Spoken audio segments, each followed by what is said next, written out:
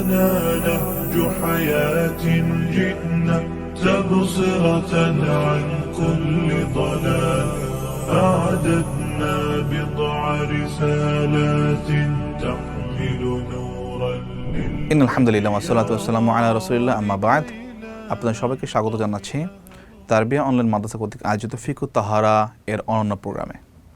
আজকে আমরা ইনশাআল্লাহ দার্স 2 শুরু করতে যাচ্ছি। দার্স 2 এর মধ্যে আমাদের মৌলিক কিছু আলোচনা যা আমরা পূর্বেই পরিচয় লাভ করেছিলাম, তাহারাত, নাজাসাত এবং হাদাসের পরিচয় আমরা পূর্বেই লাভ করেছিলাম।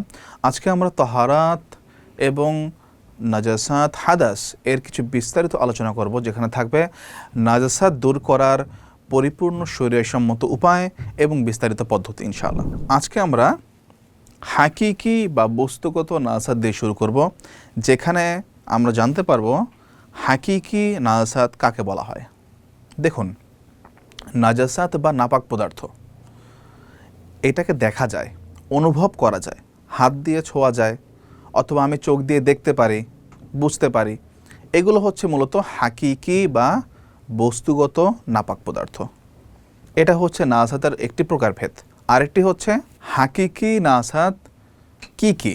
শরিয়া এর ক্যাটাগরি যা করেছে আমরা আগে জেনেছিলাম, হাকিকি নাজাসাত 2 প্রকার। এক হচ্ছে গলিজা, গাঢ় নাপাকি।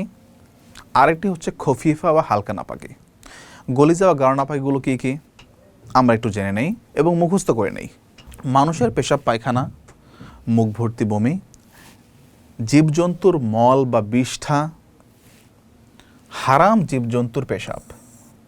শব্দটি লক্ষ্য করুন, হারাম জীবজন্তু, হারাম শব্দটি উল্লেখ করা হয়েছে।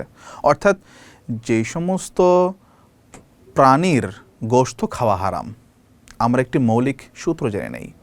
যে সমস্ত প্রাণীর গোশত খাওয়া হারাম, সেই সমস্ত প্রাণীর লালা বা ঘামও হারাম। ইনশাল্লাহ আমরা এই সম্পর্কে সামনে আরেকটু বিস্তারিত জানবো। এর মাঝখানে আমরা একটি সূত্র জেনে নিলাম। দেখুন, হারাম জীবজন্তুর পেশাব এটাও কিন্তু গলিজা বা গাঢ় নাপাকি। এটা মাথায় রাখতে হবে, কারণ আমরা সামনে যখন উল্লেখ করব গলিজা বা গাঢ় নাপাকিকে কীভাবে দূর করা যায় বা কিভাবে পবিত্রতা অর্জন করা যায়, তখন কিন্তু এই ডিফারেন্সটা মাথায় রাখতে হবে যে হারাম জীবজন্তুর পেশাব গাঢ় নাপাকির আওতাভুক্ত। অর্থাৎ যে সমস্ত প্রাণী খাওয়া হারাম শরিয়া সম্মতভাবে, সেই সমস্ত প্রাণীর পেশাব গাঢ় নাপাকির আওতাভুক্ত। এছাড়া রয়েছে মানুষ বা জীবজন্তুর প্রবাহিত রক্ত আর মদ, এছাড়া হাঁস মুরগির বিষ্ঠা। যদিও হাঁস মুরগি আমাদের গৃহপালিত প্রাণী, কিন্তু হাঁস মুরগির বিষ্ঠা বা পায়খানা যদি আমরা এক অর্থে বলি, এটাও গাঢ় নাপাকির আওতাভুক্ত। আর আরেকটি হচ্ছে মদও গাঢ় নাপাকির আওতাভুক্ত। এই কয়েকটি হচ্ছে মৌলিকভাবে গলিজা বা গাঢ় নাপাকির আওতাভুক্ত। এখন আমরা জানব খফিফা বা হালকা নাপাকি। এখন আমরা হাকিকি নাজাসাত বা বস্তুগত নাজাসাত, যে সমস্ত নাজাসাত দেখা যায়, অনুভব করা যায়, আমরা বুঝতে পারি তা নাপাক পদার্থ বাস্তবিকভাবে, তার দ্বিতীয় প্রকার খফিফা বা হালকা নাপাকি, সেটা আমরা জানব। তা হচ্ছে হালাল জীবজন্তু, অর্থাৎ যে সমস্ত প্রাণী খাওয়া শরীয়সম্মতভাবে হালাল, সেই সমস্ত হালাল জীবজন্তু এবং উট, বকরি, গরু, এই সমস্ত ক্যাটাগরির প্রাণীর পেশাব। অর্থাৎ হালাল জীবজন্তুর পেশাব, উটের পেশাব, বকরির পেশাব, গরুর পেশাব, এগুলো যেহেতু এগুলো গৃহপালিত প্রাণী এবং ঘরের মধ্যে, ঘরের আঙিনাতে, প্রাঙ্গণে, গ্রামের বাড়িতে এগুলো বিচরণ করে, এই কয়েকটি প্রাণীর পেশাব অথবা গরুর গোবর, এগুলো হচ্ছে মৌলিকভাবে খফিফা বা হালকা নাপাকি। এছাড়া রয়েছে হারাম পাখির বিষ্ঠা। যে সমস্ত পাখি খাওয়া হারাম, সেই সমস্ত পাখির বিষ্ঠা, এগুলো হচ্ছে খফিফা বা হালকা নাপাকি। এখন আমরা সামনে জানবো নাজাসাতের দ্বিতীয় আরেকটি প্রকার আমরা পড়েছিলাম, হাদাসুল আকবার এবং আসগার, অর্থাৎ হুকমি বা নির্দেশগত অপবিত্রতা। হুকমি বা নির্দেশগত, হুকুমগত যে সমস্ত নাপাক পদার্থ রয়েছে, একটি হচ্ছে হাদাসুল আকবার বা বড় অপবিত্রতা। আমরা এর আগে কিন্তু জেনেছি হাদাস মানে হচ্ছে অপবিত্র অবস্থা, এর মধ্যে যেটি বড় অপবিত্রতা রয়েছে তাকে বলা হয় হাদাসুল আকবার। এখন হাদাসুল আকবার কিভাবে দূর করা যায়, এর জন্য গোসল করা আবশ্যক। গোসল ছাড়া এই হাদাস, এই অপবিত্রতাকে দূর করা যাবে না। এই জন্য এর নাম দেওয়া হয়েছে হাদাসুল আকবার, যার উদাহরণ হচ্ছে হায়েস, নারীদের একটি নির্দিষ্ট অবস্থা, জানাবাতের অবস্থা, অর্থাৎ কারো যদি গোসল ফরজ হওয়ার মতো অবস্থা হয়। এটি কয়েকটি প্রকার রয়েছে, যেমন স্বামী স্ত্রী পারস্পরিক যখন মিলিত হয় এবং তার পরবর্তীতে তারা যে অপবিত্র হয়ে যায়, এই অবস্থাকে জানাবাত বলা হয়ে থাকে। তাহলে এই জানাবাত এবং হায়েস এই দুটি হচ্ছে হাদাসুল আকবার অথবা বড় অপবিত্রতা, যা গোসল করা ছাড়া এই অপবিত্রতা দূর করা যাবে না, পবিত্র হওয়া যাবে না এবং আল্লাহ তাআলার হুকুমও পালন করা যাবে না। এখন আমরা তাহলে বুঝতে পারছি হাদাসুল আকবার দূর করার জন্য গোসল করা আবশ্যক। অর্থাৎ গোসল করা ছাড়া আমি হাদাসুল আকবার থেকে পবিত্র হতে পারবো না। বিশেষ করে যখন আমরা বালেগ বা বালেগা হয়ে যাই, অর্থাৎ 9 থেকে 15 বছর বয়সের মধ্যে বালেগ বা বালেগা হওয়ার কারণ ঘটলে সেই সমস্ত ক্ষেত্রে অবশ্যই আমাকে গোসল করে পবিত্র হতে হবে।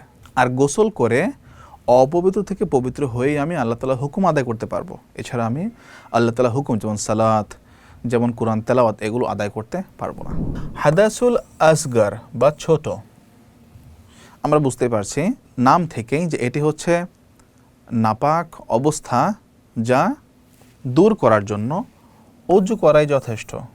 যেমন পেশাব করা, পায়খানা করা, শরীর থেকে পিছনের রাস্তা দিয়ে গ্যাস বের হওয়া, অথবা শরীরের যে কোনো জায়গা থেকে রক্ত বের হওয়া, মুখ ভর্তি বমি বের হওয়া, নাক দিয়ে রক্ত পড়তে পারে, দাঁতের ফাঁক দিয়ে রক্ত বের হয়ে গড়িয়ে পড়তে পারে। এই সমস্ত ক্ষেত্রে অজু ভেঙে যায়, আমরা জানি।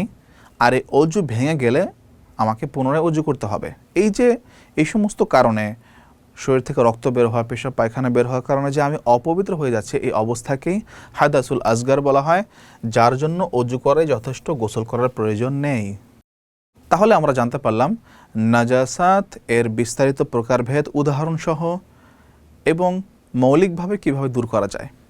কিন্তু নাজাসাত দূর করার জন্য শরিয়া আমাদেরকে আরও বিস্তারিত গাইডলাইন দিয়েছে। এখন আমরা জানব নাজাসাত দূর করার শরিয়া সম্মত উপায়।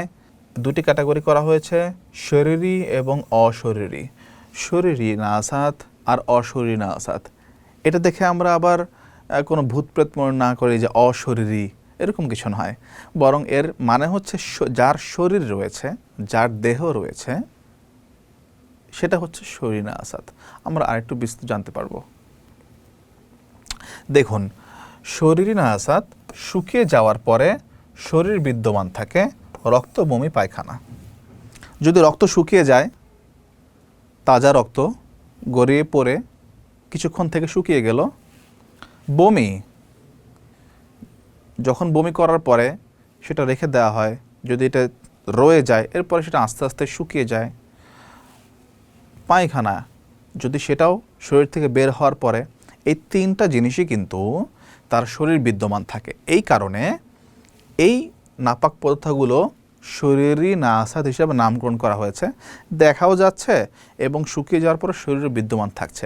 এই নাপাক পদার্থগুলোকে আমরা কিভাবে দূর করব, পবিত্র হব? এই জাতীয় নাপাক পদার্থকে ধুয়ে দূর করতে হবে, একবারে হোক বেশিবারে হোক। আমার কাপড়ে রক্ত লেগেছে বাহির থেকে, অথবা আমি রাস্তা দিয়ে হাঁটতে গিয়েছি, সেখান থেকে ড্রেন থেকে কোনো নাপাক পদার্থ হতে পারে, পায়খানা, সেগুলো লেগেছে। অথবা বাসে যাওয়ার সময় কেউ রাস্তায় বমি করেছে বাসের জানালা দিয়ে, আর আমি হাঁটতে গিয়ে সেই বমিটা আমার পায়ে লেগেছে। তাহলে এই যে নাপাক পদার্থগুলো, রক্ত, বমি বা পায়খানা, যা শুকিয়ে যাওয়ার পর শরীর বিদ্যমান, এই সমস্ত নাপাক পদার্থ ধুয়ে দূর করতে হবে পানি দিয়ে, সেটা একবারে হোক বেশিবারে হোক। কাপড়ে রক্ত লেগেছে, টয়লেট থেকে বের হওয়ার পরে দেখি আমার লুঙ্গি বা পায়জামায় বা পাঞ্জাবিতে এক জায়গায় একটু পায়খানা লেগেছে, মল লেগেছে, এই অংশটুকু আমি ধুয়ে দূর করতে হবে যতক্ষণ পর্যন্ত এটা দূর না হয় কাপড় থেকে অথবা আমার শরীর থেকে। বুঝতে পেরেছি? তাহলে সেটা একবারে হোক, দুইবারে হোক, তিনবারে হোক, এর আগ পর্যন্ত পরিষ্কারভাবে ভালো মতো ধুয়ে এই নাপাক পদার্থ দূর করতে হবে। আরেকটি হচ্ছে অশরীরী নাজাসাত। আমরা এর আগের সংজ্ঞা থেকে বুঝতে পারছি যে অশরীরী নাজাসাত হচ্ছে শুকিয়ে যাওয়ার পরে শরীর বিদ্যমান থাকে না, পেশাব মদ এগুলোর ক্ষেত্রে শুধু দাগ থাকে। পেশাব করার পরে আমি আমার পায়জামা আমার লুঙ্গিতে মাঝে মধ্যে চেক করি যে পেশাবের ছিটা বা ফোঁটা লেগেছে কিনা। কিছুক্ষণ পর চেক করলে দেখব যে যখন তা শুকিয়ে যায় আর যদি আসলে লেগে থাকে তা কিন্তু একটা দাগ দাগ হয়ে যায়। লিকুইড মদ এর ক্ষেত্রেও একই রকম। তাহলে আমরা বুঝতে পারলাম এই সমস্ত তরল পদার্থগুলো যেগুলো নাপাক, এই নাপাক তরল পদার্থ পেশাব মদ তা যদি শুকিয়ে যায় এর বাহ্যিকভাবে কোনো শরীর থাকে না, কোনো ফিজিক্যাল স্ট্রাকচার থাকে না, বরং তার কিছু দাগ থাকে। এই কারণে এই ক্যাটাগরিকে অশরীরী বলা হয়েছে। আর এই পেশাব মদ এগুলোকে কমপক্ষে 3 বার ধুতে হবে, প্রতিবার নতুন পানি ব্যবহার করতে হবে।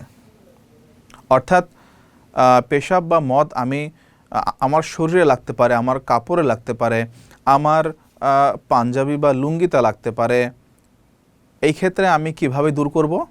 ওই জায়গাটুকু যেই জায়গা নির্দিষ্টভাবে লেগেছে কমপক্ষে 3 বার ধুতে হবে। তার ফলে এটা পবিত্র হয়ে যাবে, কাপড়ও পবিত্র হয়ে যাবে, শরীরের কোনো জায়গা লাগলে সেই শরীরের পবিত্র হয়ে যাবে।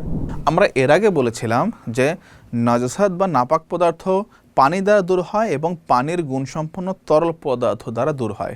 এখন এই সম্পর্কে আমরা একটু সংক্ষেপে জেনে নেই পানির গুণসম্পন্ন তরল পদার্থ মানে কি। দেখুন, এমন তরল পদার্থ যার নাজাসাত দূর করার যোগ্যতা রয়েছে, মানে পানির মতো গুণ রয়েছে, তা কি কি?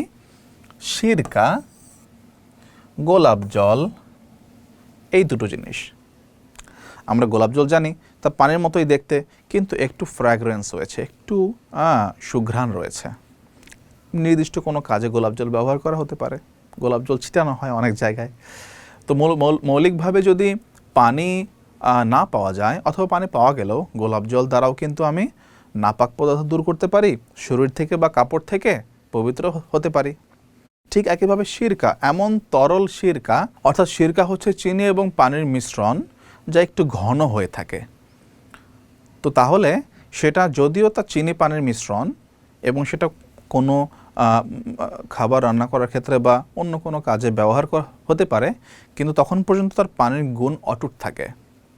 এই কারণে সিরকাকেও অনেক ক্ষেত্রে নাপাক পদার্থ দূর করার জন্য ব্যবহার করা যায়। কিন্তু লিকুইড হলেও ব্যবহার করা যাবে না তেল, যে কোনো চর্বি, মধু যতই লিকুইড হোক, পাতলা হোক, এটি ভিন্ন একটি পদার্থ।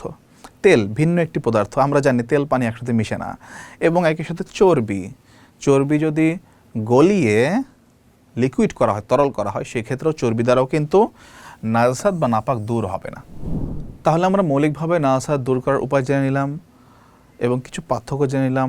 এখন আমরা আরও স্পেসিফিক করি শরীরে নাপাক পদার্থ লাগতে পারে, সেক্ষেত্রে আমি কীভাবে পবিত্র হব। দেখুন, আমরা এর আগে জেনেছি, একটু আবার রিভাইজ দিচ্ছি। রক্ত, বমি, পায়খানা এই জাতীয় পদার্থ শরীরে লাগলে যতক্ষণ পর্যন্ত দূর না হয় পানি দিয়ে ধুয়ে দূর করতে হবে। যতক্ষণ পর্যন্ত দূর না হয় পানি দিয়ে ধুয়ে দূর করতে হবে। হ্যাঁ, শরীরে এক জায়গায় রক্ত লেগেছে, আমি ধুয়ে এক পর্যায়ে হালকা দাগ আছে, আর ধুয়ে দূর করা যাচ্ছে না, কিন্তু মৌলিকভাবে কিন্তু রক্ত চলে গিয়েছে, রক্তের যে দাগ সেটা আছে, তো এটা পাক বলেই গণ্য হবে। এ নিয়ে চিন্তিত হওয়ার কোনো কারণ নেই। আরেকটি হচ্ছে রক্ত, বমি, পায়খানা একবার ধোয়ার পরে 3 বার ধোয়া হচ্ছে মুস্তাহাব বা উত্তম। অনেক সময় রক্ত, বমি, পায়খানা এটা আমি একবার ধুয়ে ভালো মতো পানি দিয়ে একবারই দূর হয়ে যেতে পারে, সেই ক্ষেত্রেও উত্তম বা মুস্তাহাব হচ্ছে 3 বার ধোয়া। হ্যাঁ, একবার ধুলেই পবিত্র হয়ে যাবে যদি তা সম্পূর্ণ দূর হয়ে যায়, এতে কোনো সন্দেহ নেই। আরেকটি ক্যাটাগরি হচ্ছে পেশাব এবং মদ এই জাতীয় তরল পদার্থ। আমরা জানি কমপক্ষে 3 বার ধুতে হবে, প্রতিবার নতুন পানি ব্যবহার করতে হবে। ব্যবহৃত পানি বা মায়ে মুস্তামাল ব্যবহার করা যাবে না। ব্যবহৃত পানি কী জিনিস? অর্থাৎ আমি কিন্তু পেশাব, মদ বা এই জাতীয় নাপাকি দূর করার কাজে অলরেডি একবার একটা পানি ব্যবহার করেছি, ওই পানি আবার নতুন করে ব্যবহার করা যাবে না। 3 বার ধোয়ার জন্য আলাদাভাবে পানি নিয়ে নির্দিষ্ট অংশ ধুতে হবে। শরীরের যেই অংশে নাপাক লেগেছে শুধু সেই অংশে ধোয়াটাই যথেষ্ট, পূর্ণরূপে গোসল করার প্রয়োজন নেই। অনেকের মধ্যে এই ভুল ধারণা রয়েছে যে আমার শরীরের কোনো জায়গায়, বাইরে থেকে শরীরের কোনো জায়গায় রক্ত লেগেছে, আমি গোসল করে ফেলি। হ্যাঁ, এতে কোনো সমস্যা নেই যে আমার দিলের ইতমিনান, আমার অন্তরের মানসিক সন্তুষ্টি, অন্তরের প্রশান্তির জন্য আমি গোসল করতেই পারি। কিন্তু যদি এটা আমি মনে করি যে গোসল না করলে আমি পবিত্র হব না, এটা ভুল ধারণা। বরং কাপড়ের নির্দিষ্ট বস্তুর শরীরের যেই অংশে নাপাক পদার্থ লেগেছে শুধুমাত্র সেই অংশ আইডেন্টিফাই করা গেলে এবং আইডেন্টিফাই হলে আমি ওই অংশ ধুলেই পবিত্র হয়ে যাব, কাপড়ও ওই অংশ ধুলেই পবিত্র হয়ে যাবে। এখন আমরা আসবো কাপড়ে নাপাক পদার্থ লাগলে কী করণীয়। শরীরে নাপাক পদার্থ লাগলে যেভাবে আমি ধুয়েছি কাপড়ও সেম। কাপড়ের ভিন্নতার ক্ষেত্রে কিছু ডিফারেন্স আছে, আমরা সেগুলো সামনে জানবো। আগে মৌলিক জিনিস জেনে নেই। একইভাবে রক্ত, বমি, পায়খানা যেহেতু শরীরই নাপাক এবং সেগুলো ধুয়ে দূর করতে হয়, নির্দিষ্ট কাপড়ের যেই জায়গায় লাগুক তা ধুয়ে দূর করতে হবে।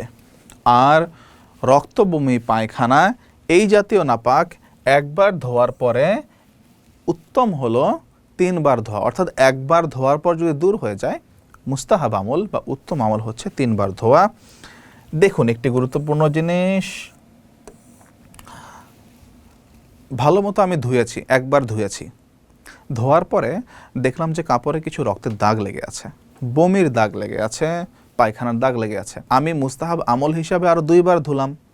2 বার ধোয়ার পরেও কাপড়ে কিছু দাগ লেগে থাকে, মৌলিক নাপাকি দূর হয়ে গিয়েছে, রক্তও দূর হয়ে গেছে, পায়খানাও দূর হয়ে গেছে, কিন্তু সেটার একটা দাগ মাত্র। এই ক্ষেত্রে এই কাপড়টি পবিত্র বলেই গণ্য হবে, এ নিয়ে চিন্তিত হওয়ার কোনো কারণ নেই। ঠিক একইভাবে এর আগে আমরা দেখেছি শরীরে যদি পেশাব বা মদ বাইরে থেকে লাগে আমার শরীরে, তো তাহলে 3 বার ধুতে হবে। ঠিক একইভাবে কাপড়ে যদি লাগে সেক্ষেত্রে 3 বার ধুতে হবে। প্রতিবার নতুন পানি ব্যবহার করতে হবে। প্রতিবার পানির ফোঁটা বন্ধ হওয়া পর্যন্ত চিপতে হবে। কি পরিমাণ চিপবেন? যার যেই পরিমাণ শক্তি রয়েছে, ভালো মতো পানির ফোঁটা বন্ধ হওয়া পর্যন্ত। শর্ত হচ্ছে পানির ফোঁটা বন্ধ হওয়া পর্যন্ত। অর্থাৎ একটি কাপড় আমি ভালো মতো ধুলাম, কাপড়ের মধ্যে পেশাব লেগেছে অথবা মদ লেগেছে, সেই ক্ষেত্রে আমি কাপড়টি ধুয়ে যেই অংশে নাপাক লেগেছে সেই অংশ কিন্তু ধুলেই হবে। সেই অংশ আমি 3 বার ধোয়ার পরে এই কাপড়টি পবিত্র হয়ে যাবে। প্রত্যেকবার ধোয়ার পর নতুন পানি ব্যবহার করতে হবে এবং কাপড়টি যখন আমি প্রথমবার ধুবো, দ্বিতীয়বার ধোয়ার আগে লক্ষ্য রাখতে হবে প্রথমবার ধোয়ার পর যে আমি কাপড়টি চিপছি, কাপড়ের পরিপূর্ণ পানি বের হয়ে গিয়েছে কিনা। আর যদি কাপড়ের কোন অংশ নাপাক সেটা জানা না যায়, বোঝা না যায়, যেমন একটি পায়জামা আমি ওয়াশরুম থেকে বের হয়ে দেখলাম, আমার মনে হলো কাপড়ের এই অংশে পেশাব লেগেছে, কিন্তু আমি শিওর না, আইডেন্টিফাই করতে পারছি না, কিন্তু আমি এটা শিওর যে এটা নিশ্চিত কাপড়ে নাপাক পদার্থ লেগেছে, পেশাব বা মদ লেগেছে, সেই ক্ষেত্রে কিন্তু পরিপূর্ণ কাপড়টি ধুতে হবে, যেহেতু আমি আইডেন্টিফাই করতে পারছি না। এখন আমরা আসবো চামড়া জাতীয় বস্তুতে নাজাসাত বা নাপাক লাগলে কি কারণে। চামড়া জাতীয় বস্তু কীরকম হতে পারে? চামড়া জাতীয় বস্তু জুতা হতে পারে, অথবা অনেকে চামড়ার বিভিন্ন পণ্য ব্যবহার করে, সেগুলো হতে পারে, ঘরোয়া পণ্য। সেক্ষেত্রে রক্ত, বমি, পায়খানা এই জাতীয় কোনো শক্ত নাপাক পদার্থ যদি চামড়া, রাবার বা প্লাস্টিক, বুঝে নেই, চামড়া, রাবার বা প্লাস্টিক এই 3 রকম কোনো পদার্থে লাগে, তবে 3 ভাবে নাজাসাত দূর করা যায়। প্রথমত, শুকনো, শুষ্ক, পবিত্র কাপড় অথবা পবিত্র কোনো ভেজা কাপড় দিয়ে আমি নাপাক পদার্থ সম্পূর্ণভাবে মুছে ফেলতে পারবো। তাহলে দেখতে হবে নাজাসাতের কোনো চিহ্ন আছে কিনা।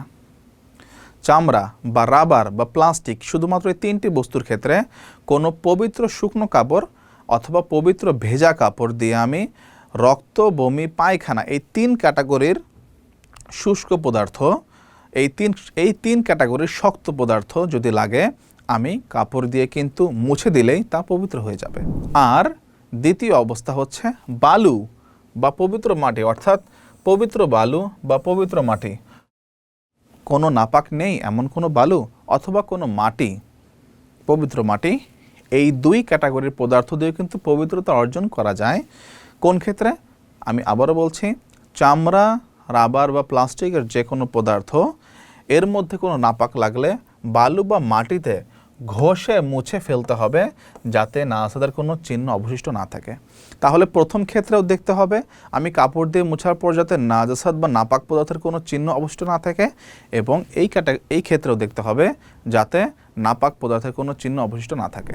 আর হচ্ছে 3 নাম্বার এবং বেশিরভাগ প্রচলিত উপায়, পানি দিয়ে আমি ভালো মতো ধুয়ে নিব যাতে নাজাসাতের কোনো চিহ্ন অবশিষ্ট না থাকে। প্লাস্টিক, রাবার বা চামড়া জাতীয় প্রথমে পানি দিয়ে ধুয়ে নেব যাতে নাজাসাতের কোনো চিহ্ন অবশিষ্ট না থাকে।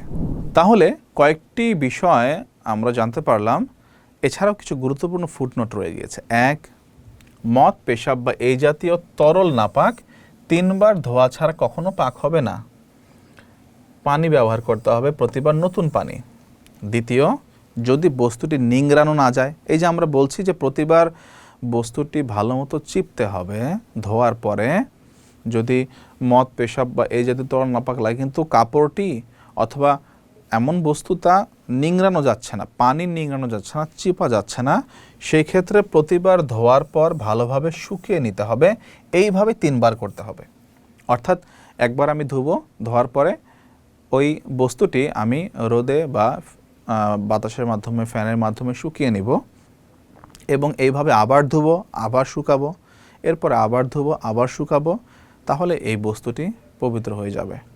পেশাব পায়খানা, যেমন বড় কম্বল আছে, কম্বল, বিশাল বড় কম্বল ওয়াশিং মেশিনে দেওয়া সম্ভব না, এরপরে নিজে হাত দিয়ে নিংড়ানো সম্ভব না, কম্বলের এক জায়গায় পেশাব পড়ছে, তাহলে ওই জায়গায় পানি দিয়া ওই অংশটুকু ধুইতে হইব, ওই নির্দিষ্ট অংশ, অথবা অতিরিক্ত কোনো ভেজা কাপড় দিয়ে ওই অংশটুকু ভালো মতো ধুইতে হইব। তাহলে এটা ভালো মতো পেশাবটা দূর হইল, এরপরে শুকাইলো, ফ্যান দিয়ে শুকাক বা যেমনি শুকাক, শুকানোর পরে এইভাবে 3 বার করতে হইব। 3 বার করার পরে ওই নির্দিষ্ট অংশ পবিত্র হয়ে যাবে। আরেকটি উদাহরণ আমরা দেখি, বাসার কার্পেট। কার্পেট কিন্তু সহজে নিংড়ানো যায় না। অনেক বড় কম্বল, তোশক বা জাজিম, এগুলো নিংড়ানো যায় না। সেই ক্ষেত্রে নির্দিষ্ট জায়গায়, অনেক ক্ষেত্রে ছোট বাচ্চা বা বয়স্ক মানুষ যারা এই চেতনা শক্তি বা বোধ শক্তি হারিয়ে ফেলে পেশাব পায়খানার ক্ষেত্রে, তারা বিছানায় পেশাব করে দেয়। তখন বিছানার চাদর তো ধোয়া যায় এবং নিংড়ানো যায়, কিন্তু কম্বল যায় না, তোশক যায় না, জাজিমকে নিংড়ানো যায় না। সেই ক্ষেত্রে আমরা বা কার্পেটের মতো যে বস্তুগুলো রয়েছে, আমরা না নিংড়িয়ে কীভাবে পবিত্র করব? আমরা ওই নির্দিষ্ট অংশ 3 বার ধুবো এবং তা বাতাস, বাসায় অথবা রোদের মাধ্যমে যে কোনো উপায়ে শুকিয়ে এইভাবে করে 3 বার করে আমরা এই বস্তুটি পবিত্র করতে পারি। কিন্তু দেখুন, কাপড়, আমার গায়ের কাপড় হোক, চাদর হোক, এটা কিন্তু 3 বার ধুয়ে নিংড়ালেই পবিত্র হয়ে যায়, শুকানো জরুরি নয়। ঠিক একইভাবে আমার শরীরে নাপাক লাগতে পারে, আমরা আলোচনা করেছি একটু রিমাইন্ডার হিসাবে, শরীরে পেশাব লাগতেই পারে, সেই পেশাব কিন্তু আমরা 3 বার ধুয়ে পবিত্র হয়ে যাচ্ছে, সেখানেও শুকানো শর্ত নয়। শুকানো শর্ত হচ্ছে শুধুমাত্র সেই সমস্ত বস্তুর ক্ষেত্রে যে সমস্ত বস্তু নিংড়ানো যায় না, কার্পেট, তোশক বা এই জাতীয় যে কোনো বস্তু। আরেকটি হচ্ছে শূকর। শূকর হচ্ছে সত্তাগত নাপাক প্রাণী। শূকরের চামড়া সর্বদা অপবিত্র এবং ফি নাফসিহি, সত্তাগতভাবে শূকরের চামড়াকে পবিত্র করা যায় না। তাই শূকর এবং শূকরের সাথে সম্পৃক্ত যে কোনো অংশ, শূকরের শরীরের যে কোনো অংশ, শূকরের লালা, শূকরের ঘাম, শূকরের পেশাব পায়খানা তো অবশ্যই, শূকরের চামড়া, শূকরের গোশত এবং চামড়া বা গোশত যে কোনো সাবস্ট্যান্স, যে কোনো সংমিশ্রণ পদার্থ যে কোনো বস্তুতে ব্যবহার করা অথবা কোনো বস্তুতে শূকরের কোনো উপাদান পাওয়া, এটা ওই বস্তুকে হারাম করে দেয়। তাহলে আমরা বুঝতে পারছি শূকরের চামড়া কখনোই পবিত্র যেহেতু করা যায় না, তাই শূকরের চামড়ার কোনো বস্তু ব্যবহার করা সম্পূর্ণ হারাম। এছাড়া বাকি সমস্ত পশু দাবাগাত করা হলে বা নিষ্কাশন করে পবিত্র করা হলে ওই চামড়া ব্যবহার করা যায়, জায়নামাজ হিসাবে, যে কোনো প্রোডাক্ট হিসাবে, অন্য যে কোনো উপায়ে, দস্তরখানা হিসাবে ব্যবহার করা যেতেই পারে। চামড়ার মস্ক হিসাবে, অর্থাৎ পানি ব্যবহার করার মস্ক হিসাবে ব্যবহার করা যেতেই পারে, কিন্তু শূকরের কোনো অংশ ব্যবহার করা জায়েজ নেই। যেই পদার্থ, বস্তু, খাদ্যবস্তু হোক, ব্যবহার্য বস্তু হোক, সেই বস্তুর মধ্যে যদি শূকরের কোনো উপাদান পাওয়া যায়, এমনকি তা যদি কোনো এমনকি তা যদি কোনো ঔষধ বস্তু হয়, অর্থাৎ তা কোনো ঔষধি বস্তু হয়, সেক্ষেত্রেও শূকরের কোনো উপাদান পাওয়া গেলে তা হারাম বলে সাব্যস্ত হবে। তবে একটি মাঝখানে ফুটনোট রয়েছে, যদি শরিয়া সম্পর্কে অভিজ্ঞ চিকিৎসকগণ বা প্র্যাকটিসিং মুসলিম ডক্টরগণ এবং শরিয়া সম্পর্কে মুহাক্কিক আলেম, ফিক সম্পর্কে অভিজ্ঞ আলেম, এই দুই ক্যাটাগরির লোক, অর্থাৎ মুহাক্কিক আলেম ফিক সম্পর্কে এবং একই সাথে প্র্যাকটিসিং মুসলিম ডক্টর, এই দুই ক্যাটাগরির লোক যদি কোনো ব্যক্তির ব্যাপারে একমত হন যে এই ব্যক্তি মারাই যাবে যদি সে শূকরের উপাদান থেকে প্রস্তুতকৃত ওষুধ সেবন না করে, এই ব্যক্তির মৃত্যু নিশ্চিত, এর অন্য কোনো সমাধান নেই, অন্য কোনো এলাজ বা অন্য কোনো ওষুধ নেই, সেই ক্ষেত্রে প্র্যাকটিসিং মুসলিম ডক্টর এবং ফিক সম্পর্কে অভিজ্ঞ আলেম দুইজনের পরামর্শ এবং ফতোয়ার ভিত্তিতে শূকরের উপাদান সাময়িকভাবে ব্যবহার করা যেতে পারে, শুধুমাত্র সেই ক্ষেত্রে যেই ক্ষেত্রে যতটুকু ঔষধ হিসেবে ব্যবহার করা প্রয়োজন। এখন আমরা আরেকটি জিনিস জানবো, গ্লাস, প্লাস্টিক বা ধাতব বস্তুতে নাসাদ লাগলে করণীয় কী? গ্লাসে বা প্লাস্টিকে বা ধাতব এই জাতীয় যে কোনো বস্তুতে শুকনো, শক্ত বা তরল যে কোনো গাঢ় বা শুষ্ক নাপাকে লাগলে সেটিকে দুইভাবে পাক করা যায়। এক হচ্ছে পবিত্র শুকনো বা ভেজা কাপড় দিয়ে নাপাক পদার্থ সম্পূর্ণভাবে মুছে ফেলতে হবে, যেহেতু গ্লাস বা প্লাস্টিক বা ধাতব পদার্থ তা সহজেই সম্ভব, যাতে নাসার কোনো চিহ্ন অবশ্য না থাকে। আরেক হচ্ছে বালু বা পবিত্র মাটি দিয়ে ঘষে মুছে ফেলতে হবে, যাতে কোনো চিহ্ন অবশিষ্ট না থাকে। খাদ্য বস্তুতে নাপাক পদার্থ লাগতে পারে, সেক্ষেত্রে আমরা কি করব? যদি খাদ্যবস্তু কোনো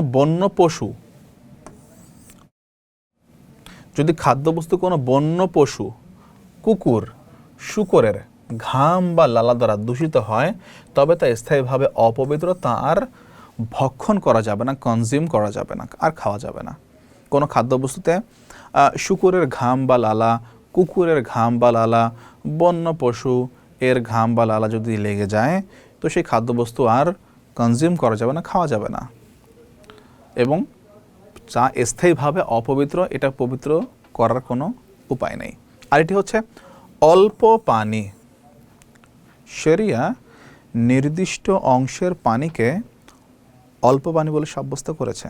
অল্প পানি হচ্ছে 20.9 স্কোয়ার মিটার বা 225 স্কোয়ার ফিটের চেয়ে কম যে কোনো জলাশয় বা জলাধারের পানিকে অল্প পানি বলা হয়। কোনো জার হতে পারে, কন্টেনার হতে পারে, ছোট জলাশয় হতে পারে, ছোট পুকুর হতে পারে, যার আয়তন বা সাইজ হচ্ছে 20.9 স্কোয়ার মিটার বা 225 স্কোয়ার ফিটের চেয়ে কম।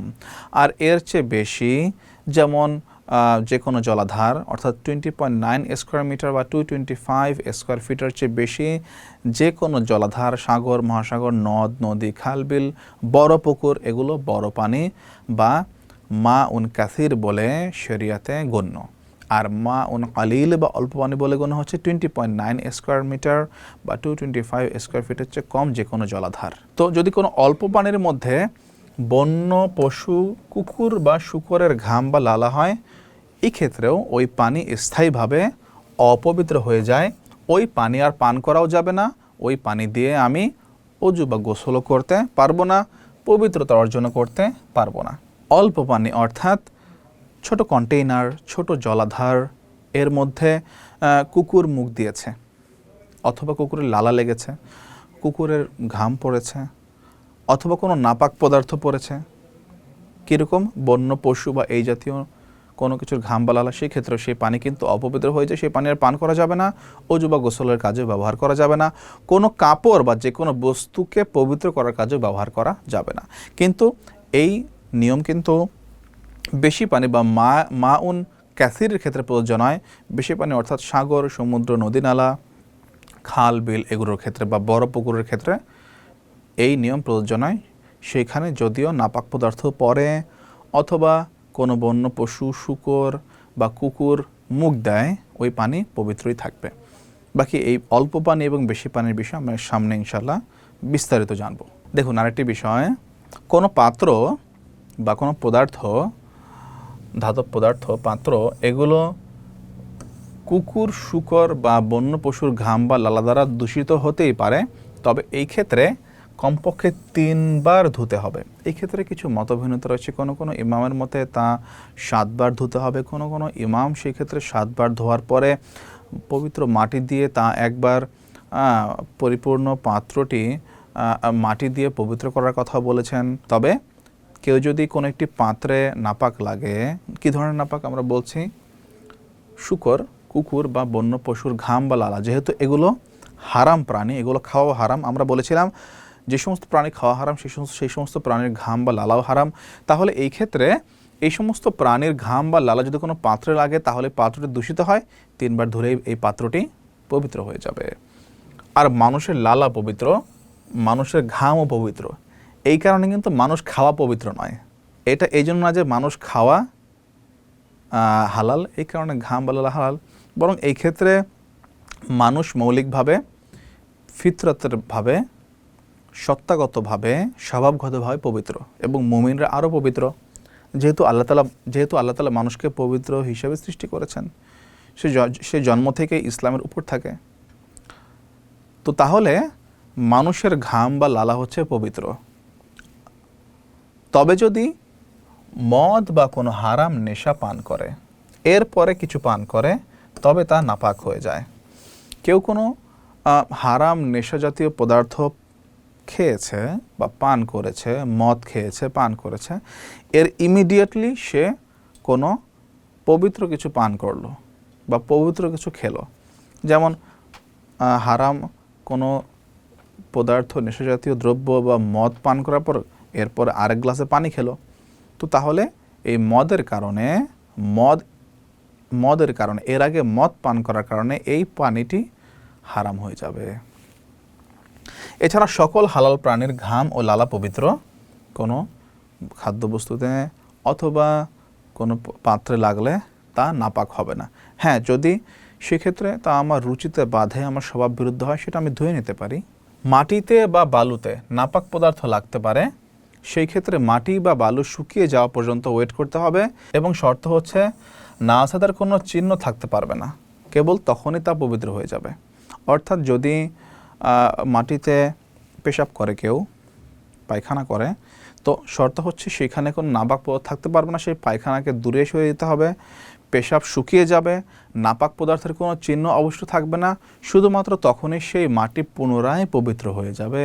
সেখানে সালাত আদায় করে তখনই জায়েজ বলে, বৈধ বলে সাব্যস্ত হবে। একটু আগেই বলা হয়েছিল যে অল্প পানির সঙ্গে, আমরা সংক্ষেপে জেনে নিচ্ছি। শরিয়ার পরিভাষায় অল্প পানি হচ্ছে 20.9 স্কোয়ার মিটার বা 225 স্কোয়ার ফিটের চেয়ে কম যে কোনো পাত্র, জলাশয় বা হাউস। তাহলে আজকের এই সেশনে আমরা বিস্তারিত শরিয়ায় নাজাসাত দূর করার উপায়, প্রত্যেকটি ক্ষেত্রে, কাপড় হোক, আমার শরীর হোক, খাদ্যবস্তু হোক, ধাতব পদার্থ, প্লাস্টিক, রাবার, চামড়ার বস্তু, এই সমস্ত ক্ষেত্রে আমি কীভাবে নাপাক বা নাজাসাত দূর করব তা আমরা জানতে পারলাম। এই ক্ষেত্রে কিছু পার্থক্য আমরা জানতে পারলাম। এর পাশাপাশি ঘাম বা লালার শরিয়ায় হুকুম কি বিভিন্ন প্রাণীর ক্ষেত্রে, সেটা আমরা জানতে পারলাম।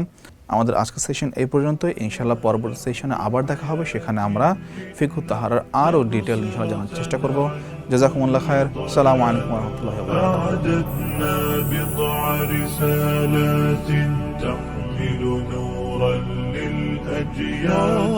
ولكي لا ننطفئ هلم كي نحيي